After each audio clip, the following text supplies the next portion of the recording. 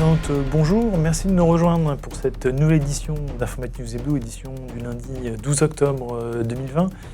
Et pour commenter et analyser l'actualité de la semaine dans le domaine IT et télécom, je suis en compagnie de notre rédacteur en chef, Guy Hervier. Bonjour Guy. Bonjour Jean-François. Alors Guy, on commence cette semaine par Google. Google qui nous fait le coup de renommer sa suite. Alors, je ne sais pas combien de fois d'ailleurs qu'ils renomment leur suite entre guillemets bureautique, mais au-delà du changement de nom, est-ce qu'il y a autre chose sous le capot? Alors, donc, déjà, à la décharge de Google, Microsoft a fait la même chose il n'y a pas très longtemps, vous vous souvenez. Là, c'est un peu différent. Donc, Microsoft Word s'appelle Word quand même depuis un certain nombre d'années. C'est vrai. Donc là, c'est la G Suite en fait qui devient la Google Workspace. Alors d'ailleurs, en lisant, on hésitait entre Workspace et Workplace. Donc c'est bien Workspace. Donc l'idée en fait, c'est de regrouper dans un même environnement, une même solution, un certain nombre de produits qui étaient identifiés isolément. Donc il y a Gmail, il y a Meet, il y a Docs, il y a Slides. Enfin, il y a tout ce que vous connaissez finalement. Et donc tout ça est ramené dans un même environnement et proposé comme tel. Sachant que le nombre d'utilisateurs payants de cet environnement en entreprise n'est pas considérable. Ça se mesure en millions. C'est pas comme Office qui se mesure en je ne sais pas combien de centaines de millions. Donc c'est l'approche. Alors c'est pas seulement... alors, il y a deux choses. Il y a le Workspace, donc les autres, c'est comme Zoho, c'est Zoho Workplace. Facebook, c'est Workplace by Facebook. Donc là, on joue un peu sur les deux mots. Ce qui est un peu étonnant, d'ailleurs, entre parenthèses, c'est que finalement, on a beaucoup parlé ces derniers temps du télétravail et la notion de Workplace a un peu disparu. Donc c'est un peu bizarre. Ils ont peut-être un petit moment d'avance sur ce qui est en train de se passer. Et puis, c'est pas seulement un changement de nom, c'est aussi l'ajout de nouvelles fonctionnalités. Donc, par exemple, c'est pas des choses révolutionnaires, mais quand vous êtes dans un document avec un lien, au lieu quand vous cliquez sur le lien, d'aller sur la page qui va vous montrer ce qu'il y a dans ce lien, eh bien, c'est une petite fenêtre qui s'ouvre. Donc, vous pouvez lire le contenu de ce lien dans une fenêtre et non pas changer complètement de document. Donc, je dirais qu'il y a un certain nombre de petits aménagements comme ça qui vont de pair avec ce changement de nom. Très bien. Alors, Guy, on change complètement d'univers. On parle d'Oracle, qui lance une nouvelle offre on va appeler ça d'observabilité, justement pour essayer de permettre, à travers une offre cloud, de permettre aux décideurs informatiques de comprendre ce qui se passe sur leur réseau. Alors, exactement. Donc, en fait, Oracle, on parlait de Google, mais voilà, on est sur Oracle. Oracle a deux types de cloud. Le cloud public normal, si je puis dire, et puis le cloud public en mode managé. Et donc, pour ces deux offres-là, Google... décidément, Oracle propose donc cette plateforme, cette solution d'observabilité et de management. Donc ça veut dire quoi? Ça veut dire que dedans, on a la possibilité de faire de la gestion de log, la gestion de performance, de la détection d'incidents et d'événements. Et donc, en gros, Oracle finalement propose, je dirais, des fonctionnalités qui sont proposées par des acteurs indépendants, comme Datadog, par exemple, comme Splunk, comme Dynatrace. Donc, ça veut dire que, évidemment, c'est une évolution qui pose un peu problème pour ces acteurs indépendants, parce qu'on peut se demander, finalement, comment ils vont évoluer dans cet univers-là. Et de l'autre côté, du côté des acteurs de cloud, il est vraisemblable que de plus en plus, ils vont enrichir leur propre plateforme de cloud avec ce genre d'outils. Alors, évidemment, la synthèse des deux sera relativement simple. Ça peut être le rachat pur et simple de ces acteurs indépendants. Mais ça, je dirais que c'est pas pour l'heure. On le verra un peu plus tard. Alors, justement, Guy, puisque vous parlez de rachat et d'analyse du réseau, un acteur du réseau bien connu, Arista Networks, qui a fait un rachat et qui justement va dans cette logique d'analyse du trafic réseau. Exactement. Donc là, c'est un petit peu la même démarche, sauf qu'au lieu qu'elle soit faite en interne, elle s'est faite par le biais d'un rachat d'une société qui s'appelle Awake Security, qui a été créée en 2014, donc c'est pas très vieux. Et donc là, c'est un peu pareil, c'est la possibilité de faire de l'analyse de trafic. Donc Arista, c'est un fournisseur de type Juniper, Cisco, qui propose à peu près la même chose. Donc de faire de l'analyse de trafic. Et donc c'est une démarche qui est comparable avec Palo Alto, qui avait racheté une société qui s'appelle Cyberlink, ou HPE qui avait racheté Niara. Donc là, c'est un peu la même démarche. C'est-à-dire qu'en gros, les fournisseurs, les opérateurs sociaux de solutions de réseau proposent des fonctionnalités d'analyse de trafic. Alors, dedans, il y a plusieurs briques. Il y a un moteur de recherche pour, faire de la collecte d'événements. Il y a un langage de requête pour requêter sur tout ça. Il y a de la détection d'incidents. Donc, je dirais que c'est un produit d'analyse de trafic assez classique, même si c'est une société qui est très récente. Donc là, c'est une démarche qui est un peu comparable, je dirais, à celle d'Oracle, dans un univers différent. Très bien. Alors, Guy, on change encore complètement de sujet et on vient sur un sujet, évidemment, qui est dans toutes les bouches, surtout en ce moment où on parle de retour de problématiques de Covid qui revient. Le télétravail, avec une étude du cabinet de recrutement ACE qui souligne les effets pervers. Hein. Oui. Parce qu'on a décrit le télétravail un peu comme une solution tant attendue par les salariés, mais il y a quand même des effets de bord. Si exactement, solution miracle de ces derniers mois. Il est vrai que si on n'avait pas eu cette solution-là, on se demande un peu comment on aurait fait. Maintenant, la question qu'il faut se poser, c'est la question de l'après. C'est-à-dire, en gros, est-ce qu'on va continuer à évoluer vers encore plus de télétravail? Est-ce qu'on va rester sur un mode hybride? Et donc, c'est pour ça que l'enquête qui a été proposée par le cabinet ACE, qui est un cabinet de recrutement, est intéressante à ce titre, parce que là, en gros, elle sonde un peu le premier retour de tous ces gens qui ont été en télétravail. Et effectivement, il y a quand même un certain nombre alors le mot inquiétude est peut-être un peu fort, mais enfin d'interrogations sur ce mode de fonctionnement.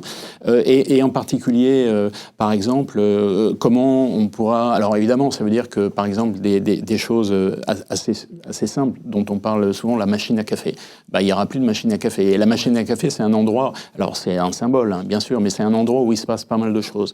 Le workspace a été complètement désintégré, finalement, avec le télétravail. Donc, c'est une dynamique d'entreprise qui va être très différente. Et en particulier, alors, ce qui est intéressant, c'est la dichotomie, la différence entre les gens qui sont déjà avancés dans l'entreprise, donc qui sont dans des situations de direction. Pour eux, finalement, ils sont arrivés là où il fallait, donc il n'y a plus vraiment de progression, et donc ils n'ont pas de crainte particulière. En revanche, c'est plutôt pour les jeunes générations qui arrivent dans les entreprises et qui peuvent se poser la question de savoir comment va se passer l'avancement. Et je dirais que plus généralement, on peut aussi présenter cette évolution vers beaucoup plus de télétravail. Bon, il est clair que tous les intervenants qu'on a vus ces dernières semaines nous disent qu'on va aller clairement vers une solution hybride où il y aura, de toute façon, il faudra bien les deux. Mais finalement, on pourrait assimiler ça à une sorte de ubérisation de l'espace de travail, où en gros les gens seront un peu livrés à eux-mêmes chez eux devant leur poste de travail. Alors évidemment, il y a tous ces outils de communication, on en a parlé tout à l'heure, mais bon, malgré tout, ça pose quand même pas mal de questions auxquelles il faudra bien réfléchir avant de se lancer dans une direction ou dans une autre. Très bien, alors on reste finalement toujours dans cette problématique de travail avec un arrêt, une jurisprudence chez les cours de cassation, je crois, qui montre que les espaces privés sur les réseaux sociaux, finalement, ne sont pas si privés que ça. Voilà. Alors, c'est effectivement la séparation qui, il n'y a pas si longtemps, enfin, il y a quelques années, entre le privé et le public était très simple, puisque quand vous étiez chez vous, vous faisiez des choses qui vous regardaient. Alors maintenant, avec le télétravail, avec les réseaux sociaux, tout ça est en train de s'interpénétrer, et donc il y a plus de frontières étanches entre les deux mondes.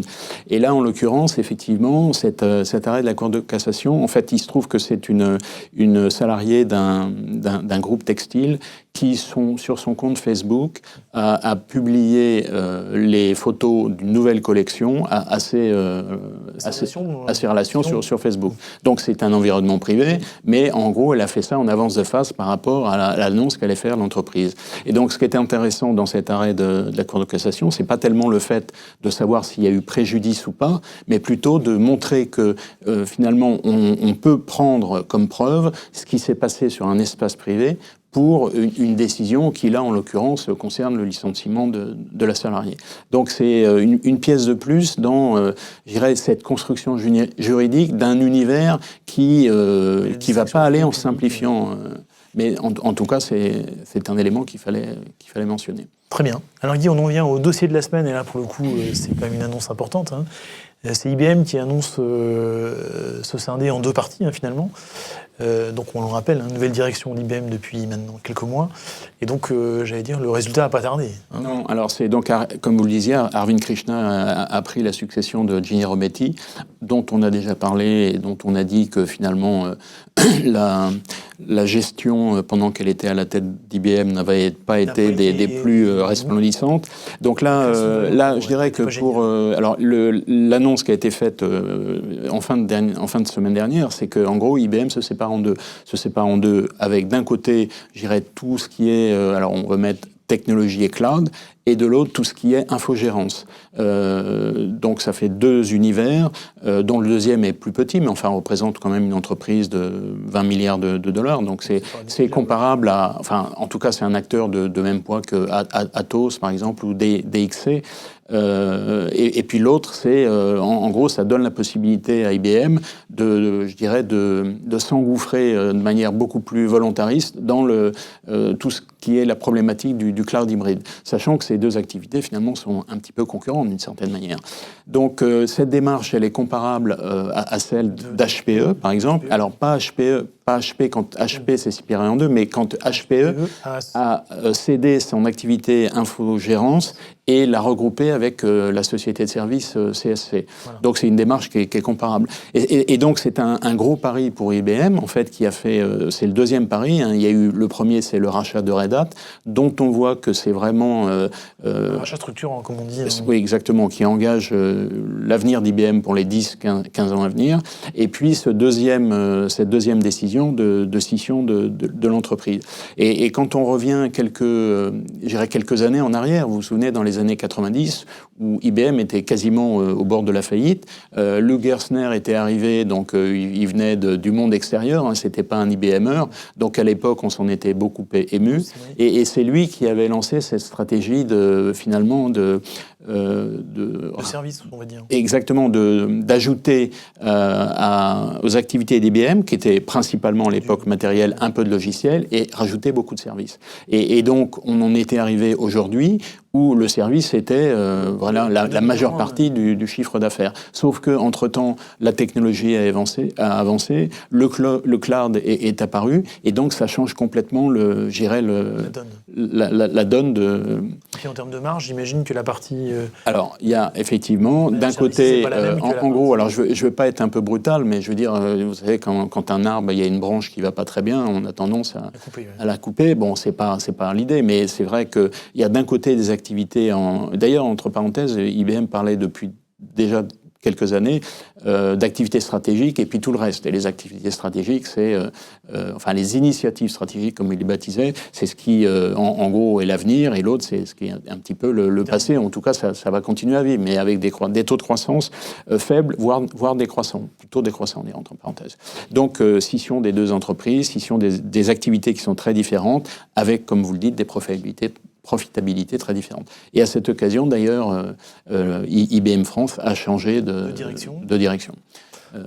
Nicolas Sekaki est parti chez un acteur d'industrie, d'ailleurs, CMA-CGM, l'un des premiers armateurs mondiaux français. C'est assez original, de voir quelqu'un de... Oui, tout à fait. Ça veut dire qu'en fait, effectivement, je pense que cette évolution-là n'aurait pas pu se faire il y a 20 ans, puisque IBM était vraiment un acteur de technologie, alors que c'est vrai, quand on écoutait le discours de Nicolas Sekaki, c'est beaucoup plus un discours orienté sur l'activité des clients, le management, les besoins des clients, plus que sur la technologie, ou en tout cas la technologie comme un moyen pour faire quelque chose. Donc je dirais que c'est un tournant. Alors ça ne va pas se faire en un jour. Je crois que c'est prévu pour que ce soit finalisé. Vous vous souvenez, pour HP, ça avait pris du temps. Oui. C'est prévu pour être finalisé en 2021, oui. Et ça devrait coûter 2,5 milliards de dollars. Enfin, c'est ce qui est prévu. Donc, vous voyez, c'est pas négligeable. Donc, c'est pas quelque chose qu'on va faire tous les ans. Il vaut mieux éviter. C'est un coup de fusil, un coup, un peu, on dirait. Guy, ça c'était pour l'actualité de la semaine. Les événements, évidemment, ils sont toujours virtuels. Vous en avez retenu un c'est les 50 ans du SIGGRAPH dont on a déjà parlé, mais qui là, pour le coup, se concrétise virtuellement cette semaine. L'anniversaire qui est arrivé cet été, parce que c'était la date de la création. Là, c'est la cérémonie, si on peut dire. C'est la célébration de cet événement avec un certain nombre d'invités de marques. Et puis, ces 50 ans vont permettre au SIGGRAPH de montrer, je dirais, là, pour le coup, pour ceux qui s'intéressent à l'évolution de l'informatique et maintenant du numérique, c'est vraiment une description de cette histoire qui commence à dater maintenant, avec des invités de marque, puisqu'il y a Antoine Petit, qui est le président du CNRF, qui va donner un regard un peu extérieur, mais pas tant que ça, parce qu'il faut se souvenir qu'il était président de l'INREA. Il va y avoir un regard croisé entre le patron d'OVH, je pensais, oui, c'est ça, il y a celui, Geoffroy de Bensman, mais il y a aussi un regard croisé entre... oui, les patrons d'OVH et d'Orange, voilà, c'est ça. Donc Michel Paulin et puis Helmut Reisinger. Donc un plateau, évidemment, Cédric O, c'était tout le sens. Une quasi-obligation. Donc en tout cas, un événement intéressant, je dirais, d'un point de vue à la fois historique et aussi prospectif, parce que je suppose qu'on ne va pas se contenter de regarder ce qui s'est passé avant, mais de voir ce qui va se passer après. Très bien. Et puis Guy, on conclut par notre traditionnel coup de cœur, coup de gueule. Alors, en l'occurrence, on ne change pas une équipe qui gagne, et en l'occurrence, plutôt qui perd. Et Office qui est encore tombé en panne cette semaine. Donc on dit jamais 203, donc effectivement, on peut espérer qu'on ne va pas avoir à inventer un concept du type jamais 304, parce que ce serait un peu inutile. Mais là, effectivement, pour la troisième fois, donc c'est suite à une migration, si j'ai bien compris. Voilà, c'est ça, c'est une intervention technique, mais peu importe quel que soit le motif, le résultat, il est là. Effectivement, les utilisateurs, donc ça a concerné Office, ça a concerné Outlook, donc les produits Microsoft en ligne. Donc les utilisateurs vont commencer à se lasser un peu de cette interruption impromptue, si je puis dire. Très bien. Bon, écoutez, un peu de travail du côté de Redmond aux États-Unis pour, professionnaliser ou, trouver des solutions pour ce genre de problématiques. En attendant, merci Guy. Merci à toutes et à tous de nous avoir suivis. Et puis je vous propose de nous retrouver la semaine prochaine pour une nouvelle édition d'Informatique News Hebdo. En attendant, très belle semaine à toutes et à tous. Merci.